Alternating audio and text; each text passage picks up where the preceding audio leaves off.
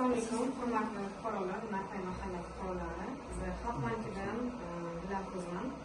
Mana shu Xalq bankidan beriladigan 2026-yilda beriladigan ajratiladigan kreditlar bo'yicha tanishtirib o'taman.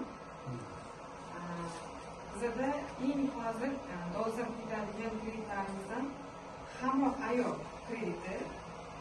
Hamroh ayol krediti bu mana shu yangi yakta ochgan bo'lsa, yangi yakta ochib faoliyat qilmoqchi bo'lsa, tadbirkorlik yo'nalishida 100 milliongacha kredit ajratiladi. Bitta uchinchi shaxs kafilligi asosida. Keyin moliyaviy ommabop kreditimiz bor. Naqd ko'rinishda beriladigan kredit. Hozir mana shu mahallamiz tomonidan beriladigan onlayn kreditdan olib turib ijobiy foydalangan fuqarolarga naqd 50 million ko'rinishda beriladi uchinchi shaxs kafilligi asosida. Yana keyin moliyaviy ko'mak kreditimiz bor. Bu ham 100 milliongacha beriladi. Xalq bankidan kredit karta ochiladi. Faqat garov asosida, ya'ni avtomashina garovga qo'yiladi. 22-yildan yuqori, ya'ni orqaga qaytganda 5 yil hisobga olinadi.